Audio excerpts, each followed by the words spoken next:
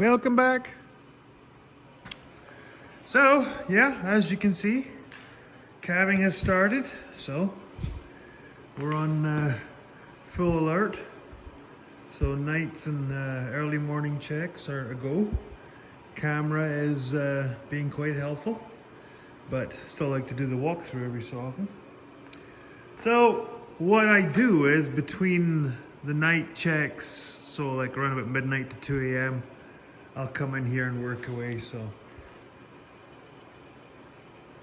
the update on this is the axle, one of the drive shafts was pretty badly worn, so for 600 bucks I was like, yeah, might as well replace it because it'll just keep blowing out seals.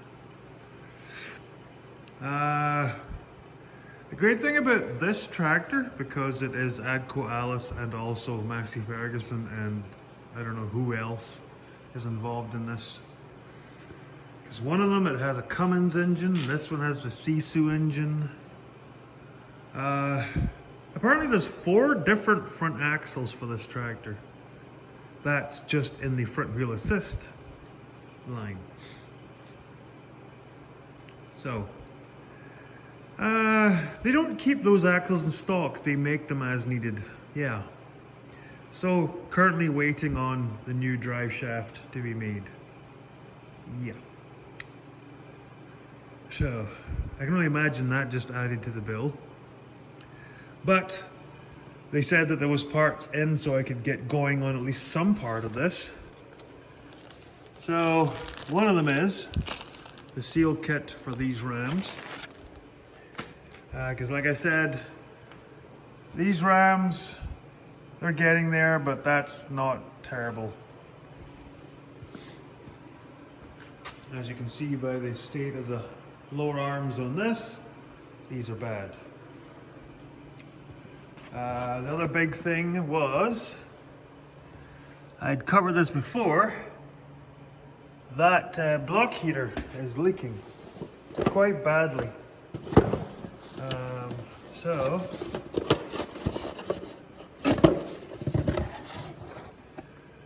new block heater, especially for these Sisu engines. And the weird funny part is, it's just attached there. This is almost identical to the one I just put in that old International. Like I would damn near say that's identical to it. Where did I put it? There it is there. So you've got a slightly different bend, but almost exactly the same length.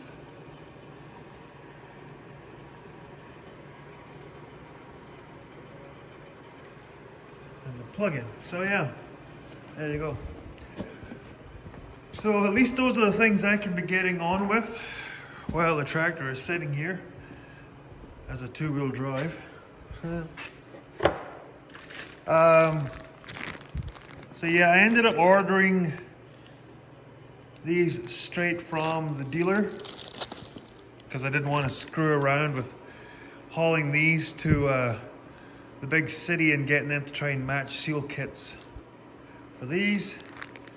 Especially considering these are the external circlip locking ring type of ram. So yeah, after much googling on the YouTubes, I found out how you do these.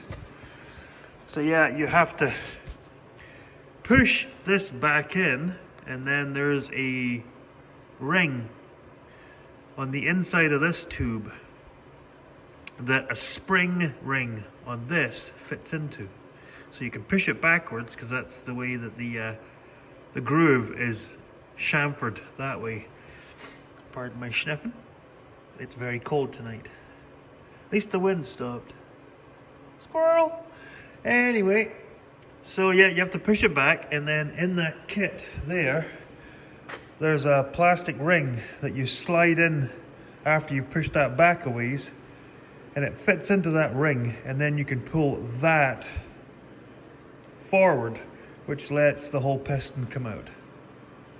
So then that way, there is seals on that, the outer collar, and then there's seals on the actual piston. And that's what each of these baggies are. That's a lot of seals.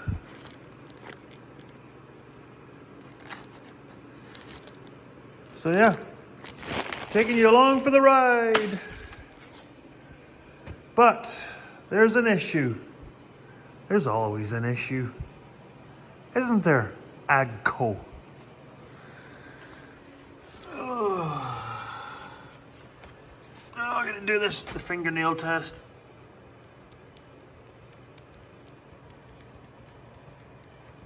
Yep. Well, that's not good. That's the good one.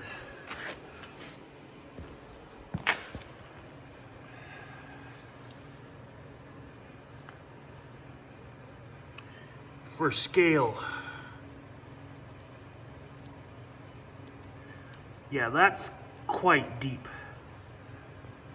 I don't know what the heck they hit that with.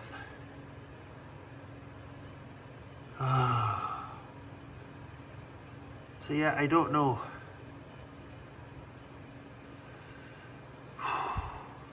See,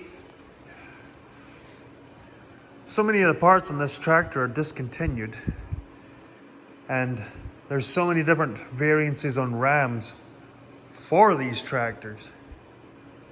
So trying to find the rod for this ram without having to rebuild the entire ram, like replace the entire thing, next to impossible. So basically I'm going to put the seal kit back in it, and this is going to leak.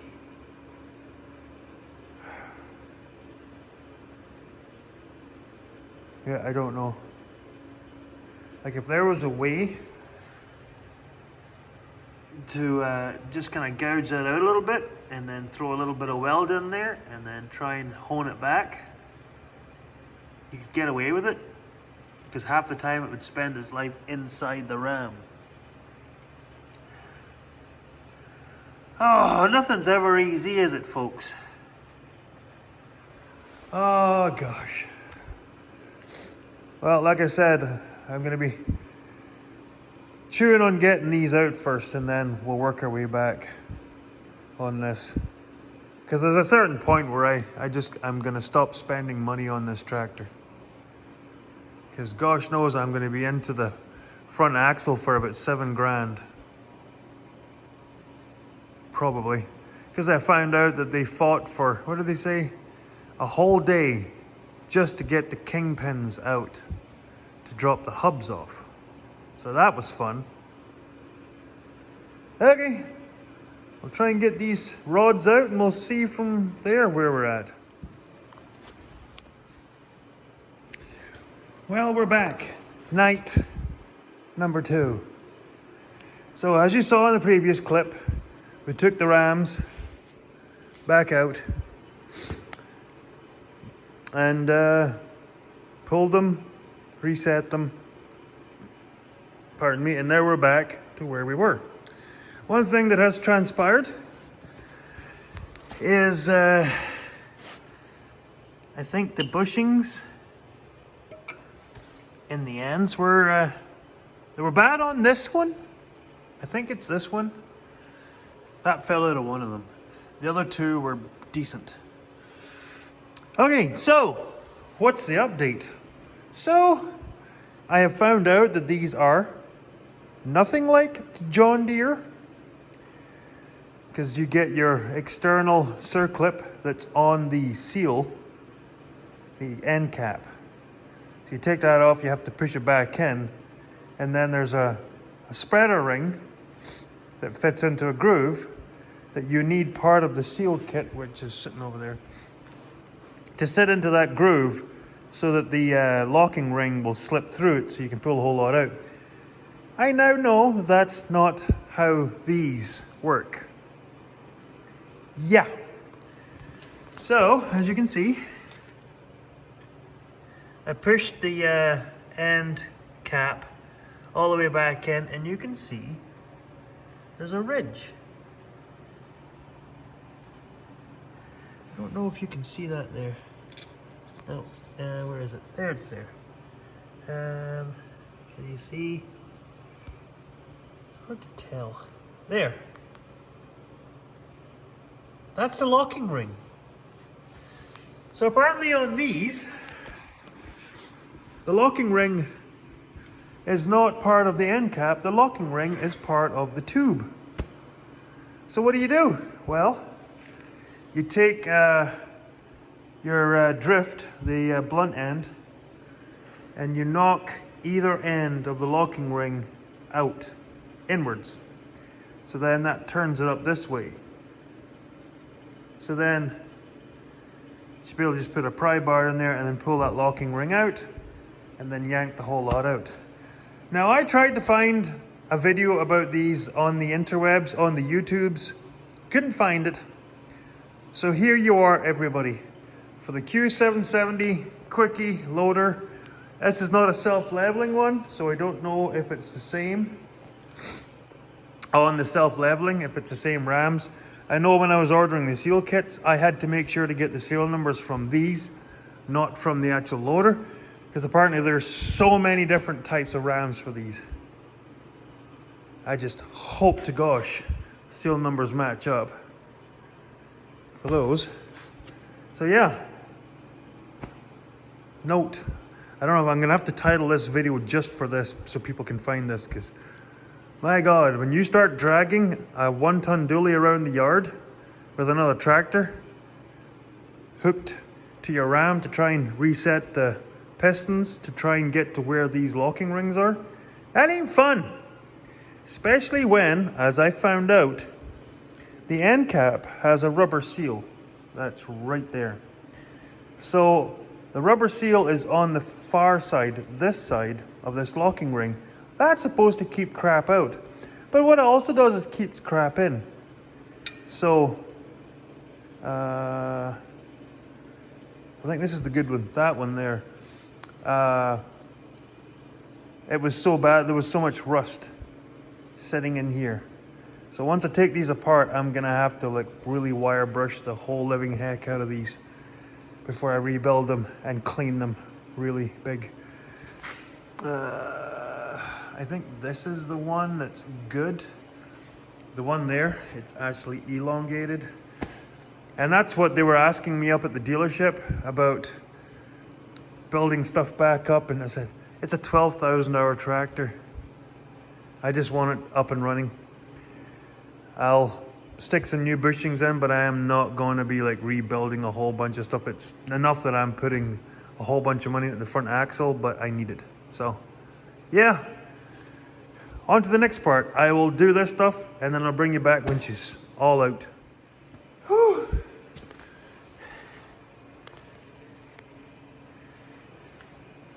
That's a good one.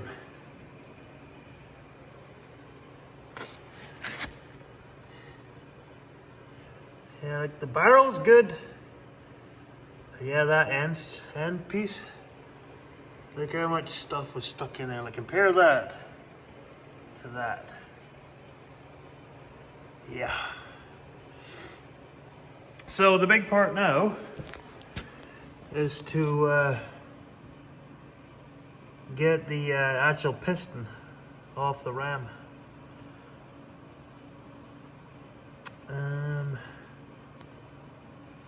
Yeah. So, weird thing is, you'd almost think that one had been redone at some time, but they're both gooned, so you can tell someone's been in there. There's the clamp. Has this one got one too? Yeah, there you go. Yep. Okay, so I'm either going to stick this in the vise or I might just attach it to the tractor. Though I don't want to go pulling too hard on the tractor considering it's sitting up on blocks, so I might just go with the vise. And so what have we learned so far? Well, there is no way to lock this piston onto the rod except a whole bunch of red Loctite. Yeah, that's a lot of pipe wrench gripping, because that's a lot of thread.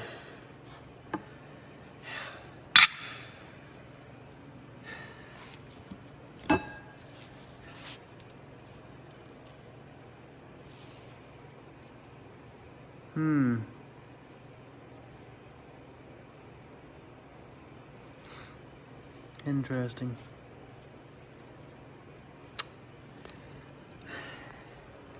One more. Welcome back. So we have redone this one. So yeah, you got your seal, you got your pressure seal, which the wide lip points back towards the pressure, and then in there, you can focus on that.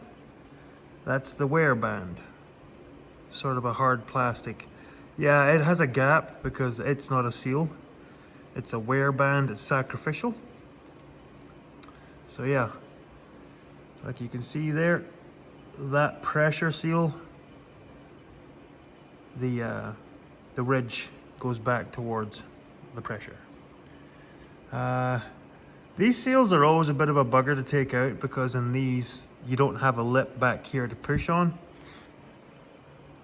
So basically,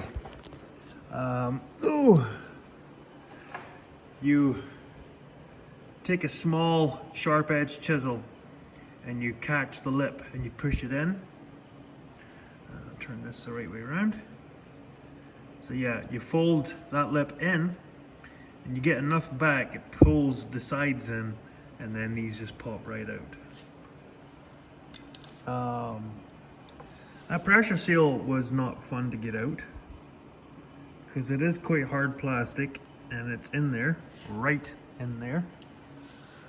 The other thing I didn't realize is I don't have a pair of seal pliers. So basically what seal pliers do is they pull one side in and then they pull the other sides in, and they form like an E shape, like that. Or a C, or however you... so yeah, that makes it easier to fit it inside there, because that's quite a lot smaller than this, because it's quite thick. So basically what I do is I grab it, pull the side in, squeeze it as tight as I can, and then use needle nose pliers to hold the pinch together, feed it in there, and then just kind of massage it in after with your fingers. So yeah, so that one was the easier one. The easier one, weirdly, was on the ram with the most damage. This big nick here. So I'm still trying to figure out what to do with that. The other ram has got a whole bunch of little scratches and dings and stuff, so I'm not, like I've said, it's a 12,000 hour tractor. I'm not gonna get too crazy about this. I've seen someone do this before, where you tape this off. You take a grinder and you just open that up a little bit, and then you put a couple of MIG welds in there, and then you flap wheel it back, and as long as you get it pretty close to being level, because it's back here in the stroke, it won't sit outside and rust, versus if it was down here. You know, you would got a chance, because with being welding wire, it would rust, but back here not so much, because like I said, there's probably, it's kind of hard to tell, there's probably close to 1/2 mil of depth. Yeah, I'd say there's probably 1/2 mil there. So it's not a big issue. It just means this will be leaking again. There'll be a little bit of oil come out every time it cycles. It's not rough enough that it's going to chew up the seals, but it's bad enough that it's going to leak. Like I said, the other rod has a whole bunch of small dings all over. That's the one I've been more worried about, that'll chew up seals. There's not a lot I can do with that because I don't have a flat wheel that's like 800 grit. Because that's really what you would need to try and polish this chrome ollie.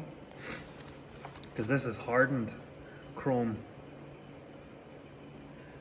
But yeah, I might give that a try. Like I said, see, there's another one there. That's nothing I would really worry about. But that is. See, it doesn't seem like that big of an issue when you see my finger beside it. But it's because of the depth. Something bad hit that. So, yeah. Here's the issue. This is the one I was having such a problem with over there. So it shows you, you've got your locking ring that holds this from traveling backwards. You've got your retaining ring inside that stops this from firing forward. And then there's an O-ring, which is sitting right there, because you don't put that on till the end. Till this sits back in against the retaining ring before you put the circlip, the big circlip there. Before you put it in, you push that O-ring in here, right there. And that's supposed to keep crap out. Well, it keeps crap in, as you can see by that. And that's where I ran into the problems. So I've got to buff that down. Maybe even have to put the flat wheel to that, trying to get that off. So yeah, I'm going to take this apart and then we'll clean it up. Well, I think we can call it a win.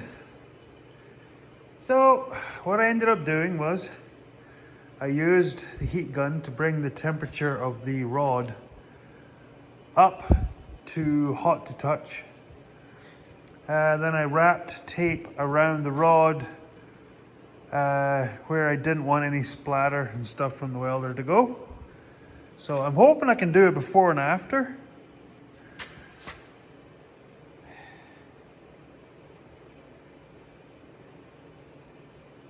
So that's where the gouge was. Yeah, it's not perfect, but I don't have a lathe. But it's definitely better than having a gouge in the rod, and it's cheaper.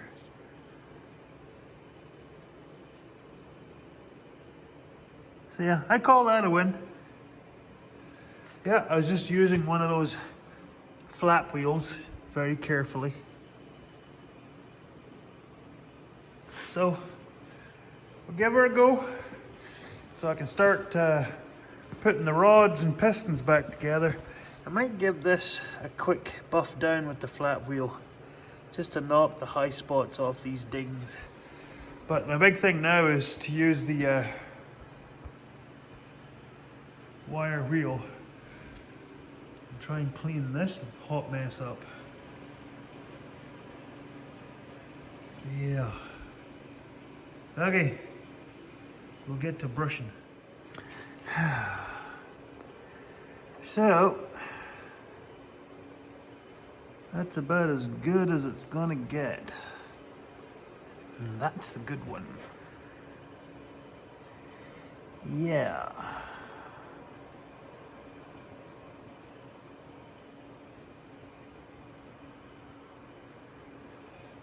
Yeah, if I had one of those little barrel flap wheels, they would work in there, but I've wire wheeled that pretty good. That's pitting, that's not like sitting on the surface. So, I'm gonna wash them out Oh yeah, I gotta find some red Loctite to reattach those pistons on the end of the rods, and then we can put them back together. So, one of the final steps. I did actually go get some brand new red Loctite. So the pistons at the end of the rod, they are red Loctited on and then reefed on. So now I've put the caps in, I've hammered them past. Now you can see the ridge there, so they're both at the same stage. So now these, I will dip them in the old oil and fire them in there. So then what we have to do after that is then lay these down, and hopefully they're not too like airlocked, and pull these caps back out until they bottom out on these. So once they do that, then we push in these O-rings here, and they go in right behind those big retaining clips, which go on the outside of these. I'll show you that when they're pulled back out. So yeah, I got to get new bushings for here, but we'll get to this. There you have her.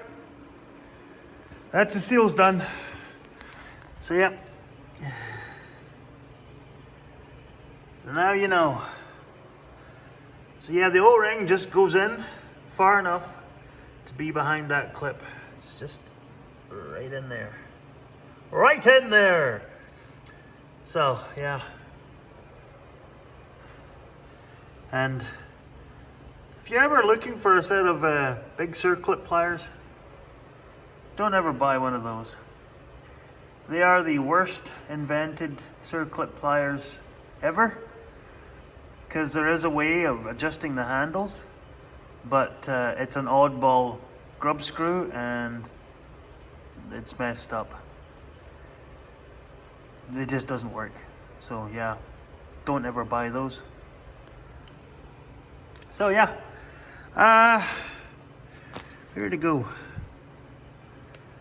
Yeah. So we'll keep an eye on this. Like I said, it's better than it was. And it's damn sight cheaper than the $400 or $500 for a new rod. So I call that a win. So I think this video is getting long enough, way long enough. We'll end her here because that's done. We're starting to get into this stuff before the axle comes back, and yeah, it's not good. So I was about to get into this, replacing it, because as you can see, it's damp, and found that. So yeah, wondered why it was tingly whenever you would climb in to start the tractor. Weird. Anyway, so hopefully it didn't bore the absolute skin off you. And yeah, hope to see you back again next week. I know it's a condition. I have a condition. So yeah, like, subscribe, tell your friends.